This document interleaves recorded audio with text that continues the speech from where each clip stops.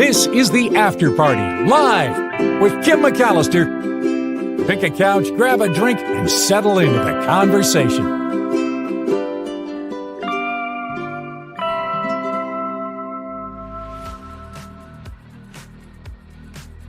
Well, hello, everybody. It is the After Party live on a Hide in Your Cave Monday, and thank you for your patience.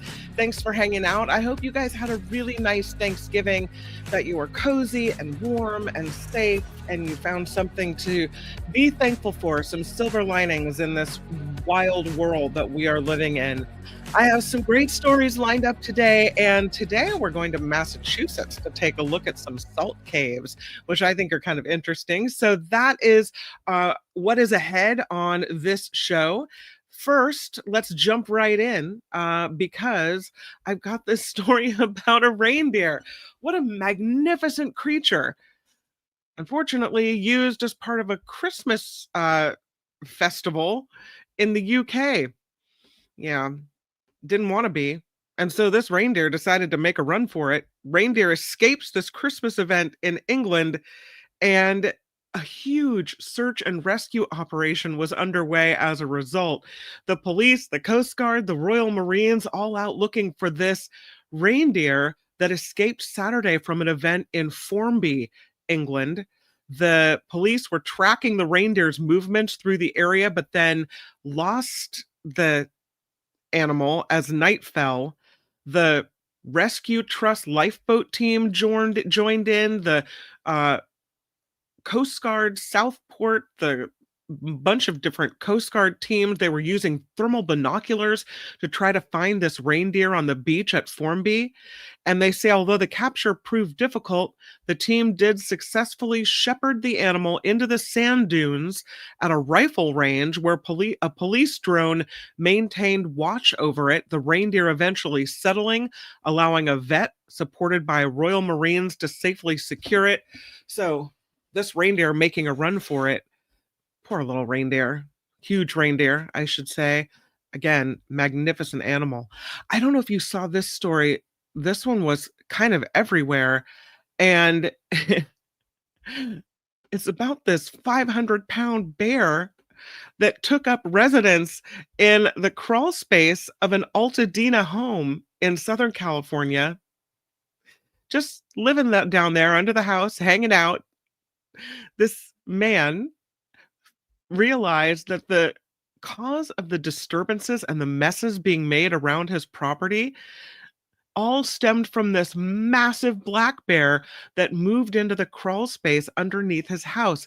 The man's name is Ken. He set up a surveillance camera near the entry to the space under the house, and later saw this 500-pound animal coming in and out every single day. He said it was big. I've seen him before, but he was going through the trash, and the next morning he's coming out from underneath my house. He put up the camera because he noticed the trash had been scattered all over the ground, pieces of brick knocked off a wall. And he said, yeah, this bear's been coming and going from under the house like he owns the place. He does say that there's been a few moments where the bear got a little too close for comfort. He went outside to change the batteries in the camera that he set up, and he and the bear came way too close to each other. He said, I glanced at the hole from standing up, and I heard a growl and a hiss, and I just ran. Not what you're supposed to do, right? I get why, but like, I don't think you're supposed to run, because don't they want to chase you if you run? Oh. He is a huge, huge bear. Looks like a monster, Ken said, because the eyes are close together and then this big wide head. He said, I wasn't even sure what I was looking at. So he calls the law enforcement and they say, stay indoors. That'll help keep the bear safe. The California Fish and Wildlife has been called, but so far, I guess they haven't answered him yet. He said, I don't need a bear for Christmas. I want to get rid of a bear for Christmas. Hopefully someone comes out and helps relocate this bear. I think that's something the California Fish and Wildlife Department needs to do. I would imagine that maybe the Thanksgiving weekend was a rough time to get somebody out there, but there should be people on standby for stuff like this. So I don't know if you guys saw this story. I saw it in SF Gate, and I'm fascinated by it. We're gonna see it's almost like remember that Tom Cruise movie where there's billboards that, like, are applicable to you as you're walking past? Some of them are stationary, but some of them are, like, rotating. This is where we are now. Check this out. These are new flying billboards. They're coming within inches of your face in some cases. You go to Levi's Stadium, yep, this is what they're gonna do, and you won't be able to look away. It's all from this company called Helid. Helid, Helid. In a way, it's kinda cool, but in a way, it's super annoying. They call them unignorable flying billboards that are coming to California. The article I found in SF Gate, and they detail these campaigns by Helid will be flown all over the place. They're 400 square foot LED billboards. They're coming to the 2026 Super Bowl in Santa Clara by helicopter. Representatives say they want to bring these flying 3D ads to the rest of California as well. The company's website saying the FAA will allow them to soar within 250 feet of the viewer. So this bright billboard 250 feet away from you is going to be pretty hard to look away from. Helid, in a press release, said airspace is becoming the next battleground for audience attention, especially as foot traffic ramps up for major events. And they're not limiting clients to corporations. They say the US midterms are on the horizon. The landscape of political ads are evolving faster than ever. The sky, they say, is a new visual frontier for brands and candidates. They have been having some ongoing discussion regarding their technology's role in campaign efforts, but it's like an ad, right? Radio, TV, sell ad to the candidates. So the size and the brightness of these billboards are really ensuring that they are, as the SF Gate article says, unignorable and unmistakable. So whether you view it from the ground, a stadium, across a crowded waterfront, wherever they fly in your city, it'll be very difficult to try to get away from these things. I don't know. These ads can stay in the air for about an hour and a half at a time. And yeah, they're coming to California, and they're getting a lot of interest from clients who are wanting to slap their message on these giant flying billboards. What do you think? I mean, the first thing I think is, ooh, that accident, if you had that at a stadium and you were flying it over a crowd, only 250 feet away from people, I just look at that as an accident waiting to happen. And what if cables snap, or what if the helicopter has a malfunction? I mean, I don't know. I just feel like that's a little much.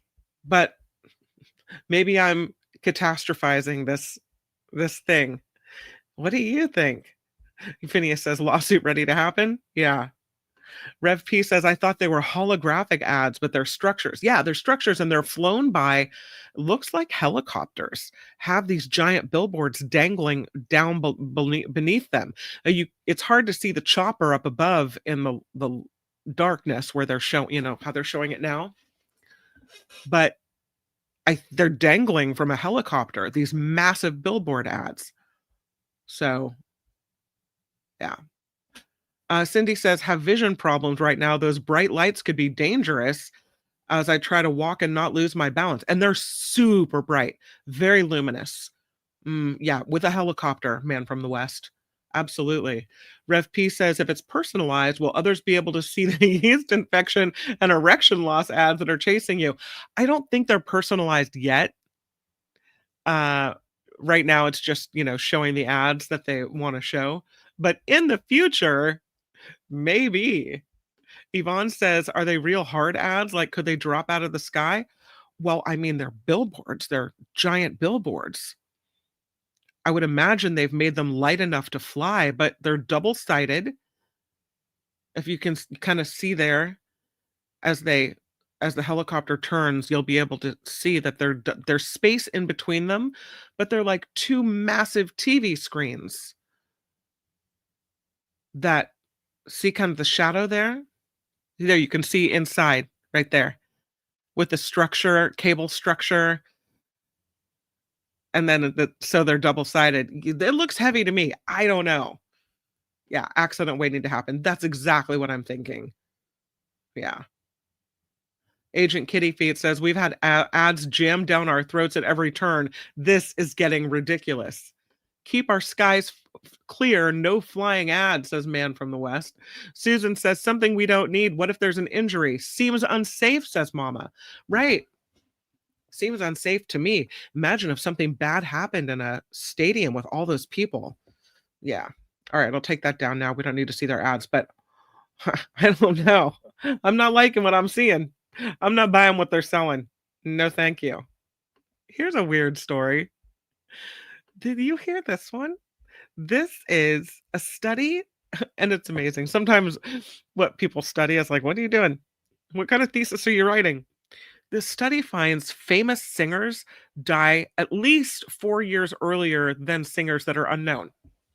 I guess there's something to not having achieved fame, right? Of course, we know about the 27 Club, where famous musicians tend to pass away at the age of 27, right? That's Jimi Hendrix, Janis Joplin, Jim Morrison, Kurt Cobain, Amy Winehouse, all passing away at the age of 27.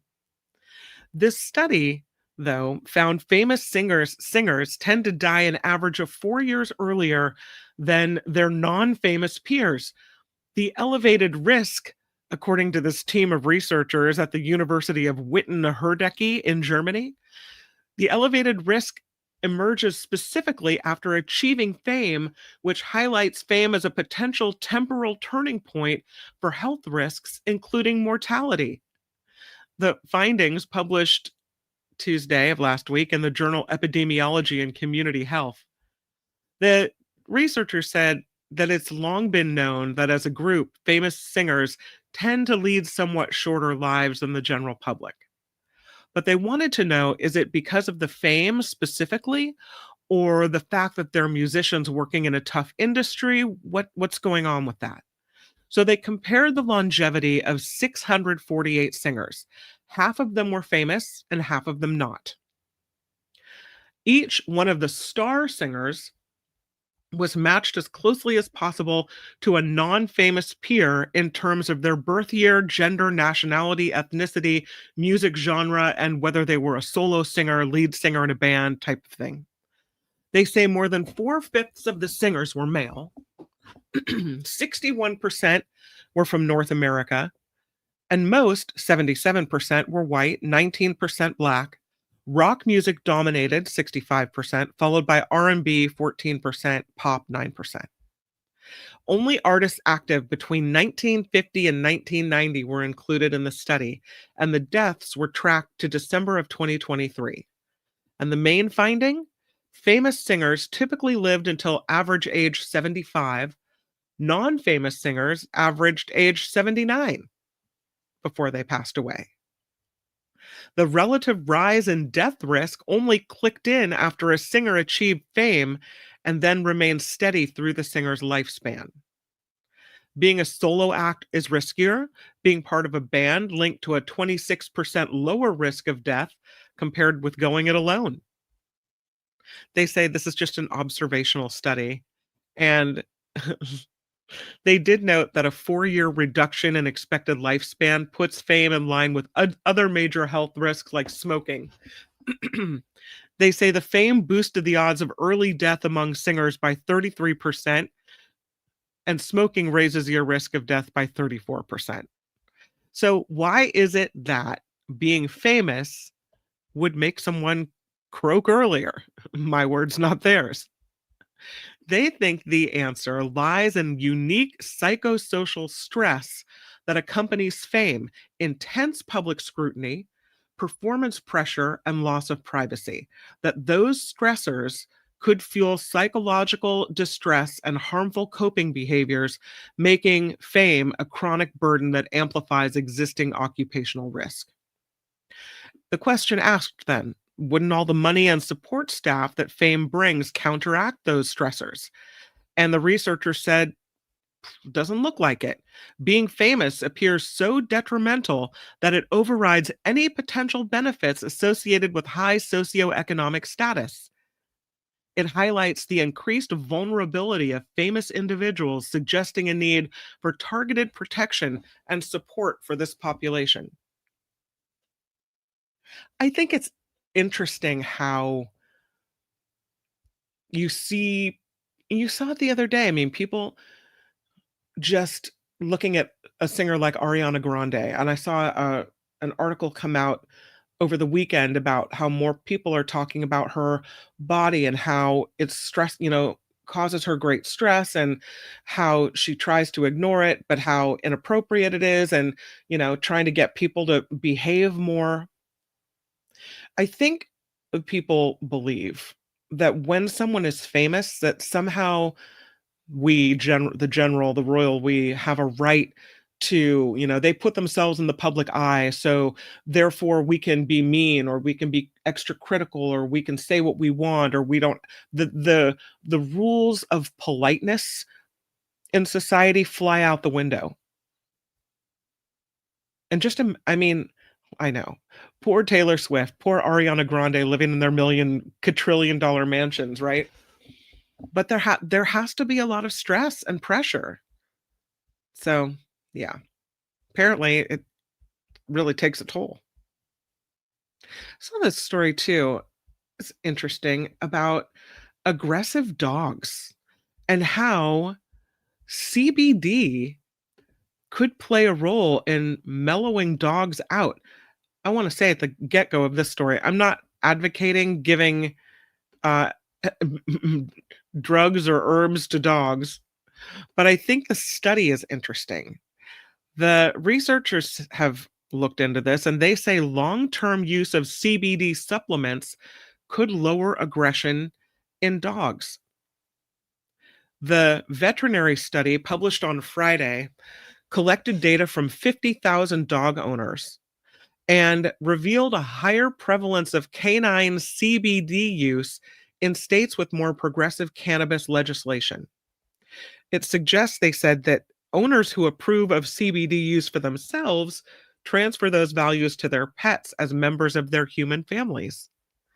The researchers say dogs given food supplements containing hemp-derived I don't know how to say it, cannabidiol or CBD over a span of several years show reduced levels of aggression. Hmm. Study published in the journal Frontiers of Veterinary Science, done by researchers at Arizona State University, the University of Tennessee, and also members of the Dog Aging Project Consortium, which is an open U.S. science project. They work to understand biological and environmental factors that influence the aging of dogs and finding ways to prevent decline. The researchers say that a lot of pet owners swear by CBD's ability to relieve arthritic pain, fight cancer, and treat seizures in dogs. Very similar to the claims in humans, right? The previous research about its effects on dogs suggests it's safe and associated with significant improvement in pain, relief, and quality of life. But the CBD's usefulness in calming anxious, aggressive dogs, which is a key claim made by CBD product makers, has remained really kind of unproven. There have been, up to this point, no controlled studies demonstrating this to be particularly effective in this way.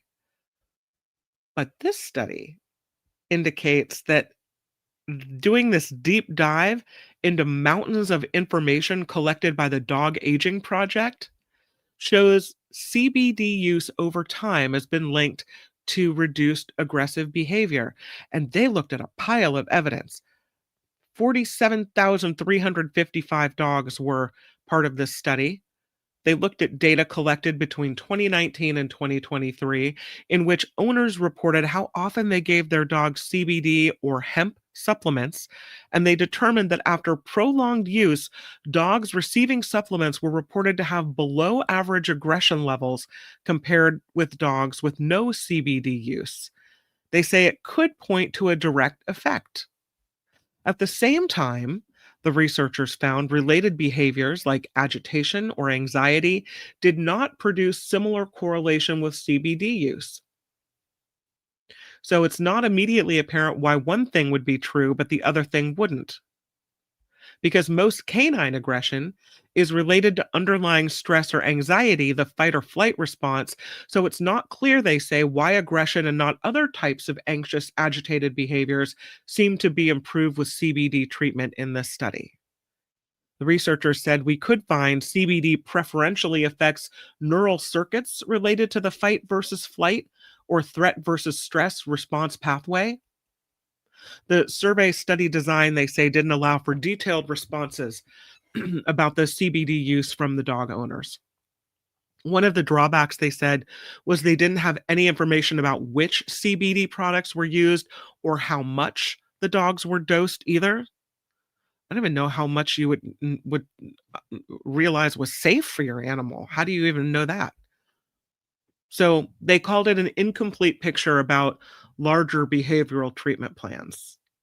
One example given, the risk that aggressive dogs pose may have prompted their owners to implement many therapeutic techniques, such as professional behavior modification and strong avoidance of triggers, compared to the owners of dogs displaying fear without aggression. So, what is it that's really making the difference here, right? Interesting study nonetheless. I thought you might think that was interesting. I thought that was interesting. How about this one? Oh, look at this medieval shipwreck. First, they thought it was trash, and now they think that maybe there's something else going on. Well, they're pretty sure there's something else going on here. This is a story about this shipwreck. Let's see if I can. I was trying to find the picture. I thought I had the picture of the grave slab. All right. Well, I'll work on that picture. But first, let's talk about this speaking. So since we did this dog, let's go to this dog because I have a whole nother dog. I have a whole nother dog story. This is a story about dogs, as I mentioned. I'm sorry, I'm having all kinds of problems over here. They did a DNA analysis of almost 3,000 canines, and it suggests that almost all dogs have a little wolf in them. These are two subspecies of animals that split about, they say, 20,000 years ago. But they seem to have interbred a little more than originally thought by scientists. So the chances are good that if you have a dog, the dog has a little woof going on somewhere in the background. There's my little dog picture. Yeah. There's a genetic analysis that was done of 2,700 modern and ancient canines. And the researchers say most domestic dogs carry some recent wolf DNA. The findings published November 24th in the journal Proceedings of the National Academy of Sciences. PNAS is the abbreviation for that. The study co-author, Logan Kistler, at the Smithsonian's National Museum of Natural History, says past research suggests that the split between domestic dogs and wolves happened about 20,000 years ago, and that their common ancestor was a now extinct type of gray wolf. Though dogs and wolves have continued to live in the same habitats and can technically breed together, little evidence suggests that they had since their ancestral breakup. But they wanted to investigate whether these two subspecies truly hadn't bred very often. And they collected publicly available genomes, which are the sets of genetic instructions from wolves, breed dogs, and village dogs. Those are animals that aren't domesticated but live near human environments. And the genomes came from canines that lived over 100,000 years ago. They mapped the animals' evolutionary histories and revealed that about two-thirds of the breed dogs studied, 264 breeds, contained at least a little recent wolf DNA. The genes came from crossbreeding that occurred on average nearly 1,000 generations ago. Bigger dogs and dogs bred for certain activities like hunting or sledding tended to have a greater amount of recent wolf ancestry than other breeds, but not always the case. Some large guard dogs, like St. Bernards, had no recent wolf history, while the tiny Chihuahua did have some. Village dogs had some wolf genes. Half the wolf genomes studied contained dog DNA, which came from intermingling about 70 generations ago. The study is part of a series of 8 papers that explored dog genomics. Some of the others trace a lack of genetic diversity in German Shepherds back to World War II, suggest that most dog DNA tests can't deliver on their promise to accurately predict pet behavior, and suggest some genes do predict dog behavior and also may predict human behavior. So, researchers say they're now starting to answer questions they couldn't even begin to think of asking 20 years ago. So you look at your pup and think, there's a little something going on in there. Your eyes look a little wolfy. My first dog was when my husband and I first got married, and he grew up with dogs, and my mom would not let us have animals. So I did not grow up with animals, but my husband insisted on it and said, no, we're going to always have a dog.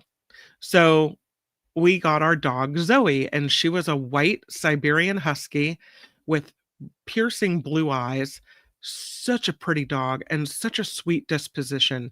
But you would look at her and think, she looks like a wolf. I mean, she really has that wolf look to her.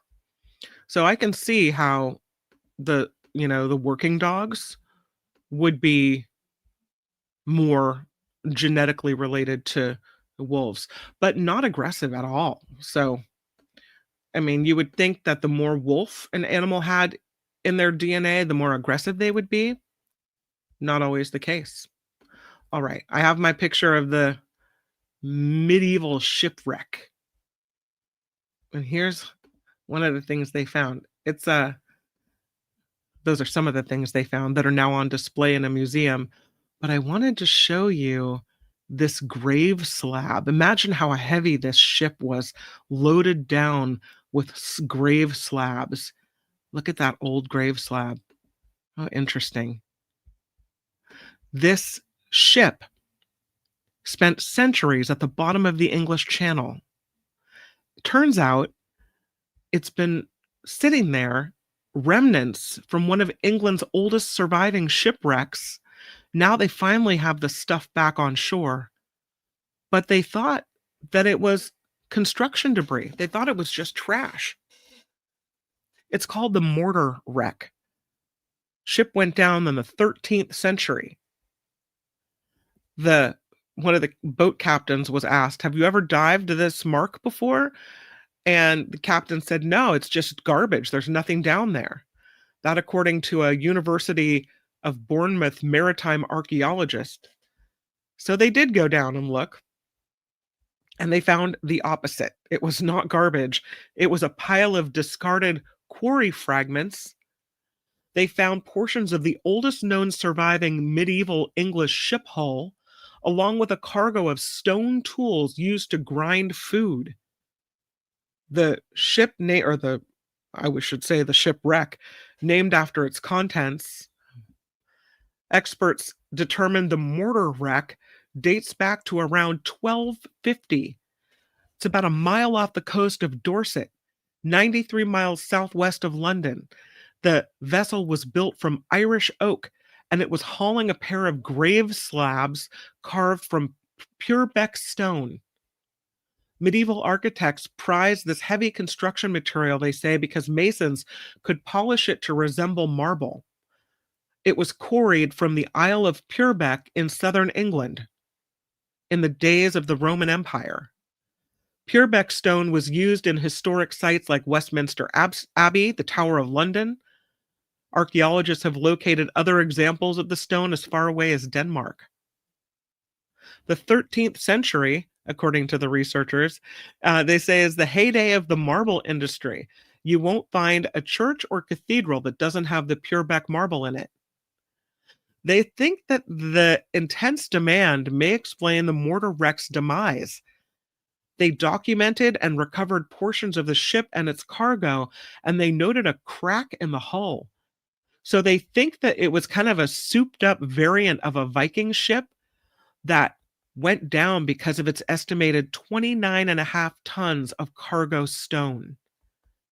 They put a lot of the artifacts that they found on this medieval shipwreck in a museum, and you can see some of the tools here that were found in the wreckage.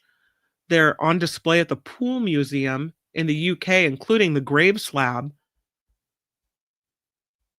When they say we first heard about the discovery of the mortar wreck, we were so excited to play a part in the whole story, according to the museum. They say the display can inform visitors who may know nothing about the trade in Purbeck stone or in medieval seafaring. Yeah, they just had it, looks like, loaded down with too much stone. And down it went. But look at that old coffin. I don't know why. It's creepy and interesting all at the same time. Oh. This next story should really come, I don't think, as any surprise. That the more we pollute our environment, the more it triggers health issues within us. Right? Surprise, surprise. Yeah. Headline reads, environmental triggers as significant as genetics for disease development. So, and genetics plays a huge role. But who knew the environment could be just as important? Biomedical researchers are looking at exposonomics.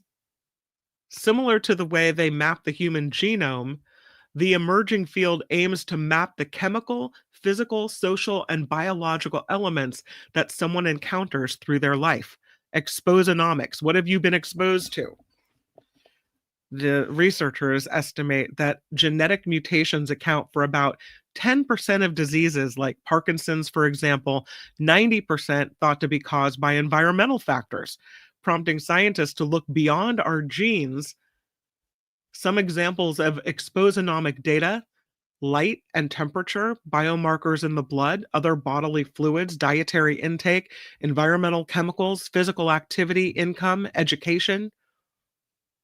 They're trying to turn this bucket of individual knowledge into practical, personalized health solutions. They say they envision a future where someone's exposomic profile is included in their electronic medical records. So where do you live? What do you eat? All these things have an impact on your health, should be part of our medical records. It's a field that's gaining momentum. Last year, the National Institute for Health supported this effort by announcing more than $7 million in grant money for the creation of the Networks for Exposonomics in the United States. They call it Nexus. I said exposonomics, exposomics. Exposomics. They say it's an enormous undertaking because it requires researchers from various disciplines, genetics, environmental science, data science, all to work together. The goal, they say, is to move beyond simply identifying a single cause of disease and capture the entire picture of a person's unique lifetime of exposures. The tools include geospatial data, satellite images, social determinants of health and data, trying to figure out if you're exposed to air pollution, how your water quality is, mass spectrometry, advanced chemical analysis helping detect thousands of markers in biological samples like blood and urine. And they want to put us on wearable devices, an exposometer that was developed at Stanford that can collect chemical and biological samples directly from us.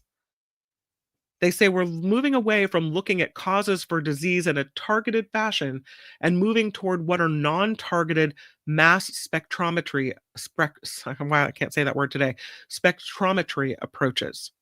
So it's more discovery based, where they can scan everything and follow it up with hypothesis testing. I think the worry for me, and it's not that they shouldn't, I think doctors, researchers, whatnot, shouldn't take the whole picture, of the soup that we live in and what our genetics are, who we are, how we live into perspective when looking at the causes of disease. But I worry that then cases like, suing cigarette companies will be affected because cigarette companies could just say, well, it's not just us. I mean, the person lived in a city, or the person lived on a farm and was exposed to pesticides, and so then, a major manufacturer causing disease gets off the hook. So I hope that's not the goal, or that doesn't happen. And maybe I'm jaded because, I always look at why would you be doing the research like this? And I hope that it's to avoid disease or to better treat people or to figure out this is a bad way for us to live rather than, to get big corporations off the hook. I know, I'm so jaded. All right. Speaking of me being jaded, it's time for me to go into a cave. It is time for Hide in Your Cave Monday. And we're going into the salt caves. Oh, we're going to Massachusetts. I'm fascinated that every cave seems to have, or every state seems to have some really cool caves. These are some man-made caves and some natural caves. This one is natural. So this is the salt caves in Massachusetts. It's called my apologies, have to look for the exact name of this cave. How cool the striations are, though, the look of the lines running down. These are the salt caves in Massachusetts.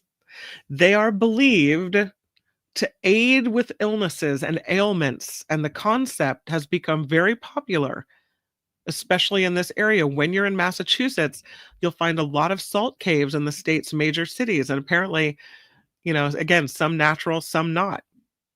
The Four Element Salt Cave in Westport, about 62 miles from Boston. As soon, they say, as you enter the premises, you'll feel that is the most relaxing type of cave on the planet. There is a cave lined with pink Himalayan salt. And they say as soon as you settle into the zero gravity lounger that they have set up there, you'll be treated to relaxing sessions of salt therapy, calm and soothing environments that make you feel like you have entered a whole new world. So let me show you some of these interesting salt caves. Here's a man-made salt cave where you settle into a chair and look up at the blue lights on the ceiling and apparently breathe in. It's called halotherapy or salt therapy. It's an alternative spa-like experience that involves breathing salty air from pure ancient Himalayan salt in this tranquil, meditative cave environment. According to the folks at the salt cave, it takes wellness to another level. It's like spending time in salty sea air, and they say it offers health benefits far beyond a relaxing beach vacation in just 45 minutes. So they put you in the salt cave for 45 minutes. For centuries, they say salt therapy has been used to treat a variety of respiratory issues, skin conditions, and other types of ailments as well. So they have these salt caves in Massachusetts. I had no idea they had salt caves like this. I will say it looks relaxing and it looks pretty. I don't know. I think it looks kind of cool. And there's more than one company that does this. I have another picture here. It's kind of my relaxing cave. Do they serve cocktails down there? Breathe in the salt, drink a. Oh, wait, that's not healthy. I think I'm going the opposite way of the health kick. No, that's why they won't let me into the salt cave. There's another cave in Massachusetts. I know. Doesn't look quite as relaxing, right? It's all right. This one is the is a haunted cave. It's called the Dungeon Rock Cave. They say it has a curious history and a spooky reputation that's hard to ignore. You should only go there if you're brave of heart and not afraid of the dark. The Dungeon Rock is a hotbed of ghostly activities for hundreds of years, they say. The trapped spirit of a pirate, Thomas Veal, cries for help within the cave. And many have reported hearing the clanging of pickaxes and shovels echoing through the woods as darkness falls. They say if you're not deterred by the spooky past of this eerie cave, then you should come investigate cellar holes and wall fragments and all kinds of things. There's also in Massachusetts a lot of limestone caves as well. Oh, kind of fun and interesting. Here's another picture of the limestone and the rocks in Massachusetts. Things that you'll find. They say limestone caves are the type of cave that have this is really a lot of limestone deposits formed during periods when rainwater flowed through channels, wore down limestone, and created these large holes in the earth's surface. That caves with this geological feature are almost non-existent in Massachusetts, as they didn't have any major rivers flowing there for many years. Some of the caves in Massachusetts have mineral deposits of limestone known as stalagmites or stalactites as well.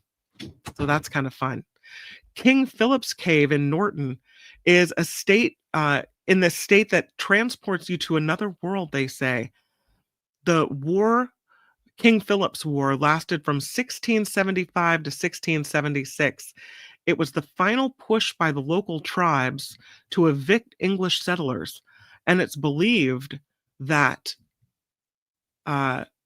some hid in a cave known as King Philip's Cave. And though it's not a large cave, you can go inside of it. I don't know if I want to go inside of it. I mean, I think you'd have to really kind of crawl down and shove yourself in here. Look at that opening. That's King Philip's Cave in Massachusetts as well. I don't know. I think of all the caves, I'm liking this one the best. You can pick your favorite as well. Thus ends another edition of the After Party Live. That was Hide in Your Cave Monday, and I hope it was a little relaxing for you. All right. Tonight is the Mark Thompson Show meetup. If you have contributed to the show and jumped through all the hoops and you're planning to come, I will see you there. It's going to be really fun. Tomorrow on the Mark Thompson Show, we're going to have really interesting. Professor Madoff is coming on the show. She is a professor at Boston College of Law and wrote a book recently about how the systems that we have for taxes and other systems benefit the wealthy and put the burden on the rest of us. So we'll talk to her about that. We'll also talk to David K. Johnston. It's going to be a really good show. And then we'll do a little traveling tomorrow on the After Party Live. Until we meet again, make it the very best Monday. And I'll see you tonight, hopefully, at the Mark Thompson Hoedown, Showdown, Throwdown. whatever. Bye, everybody. The After Party Live would like to thank the following contributors and viewers like you.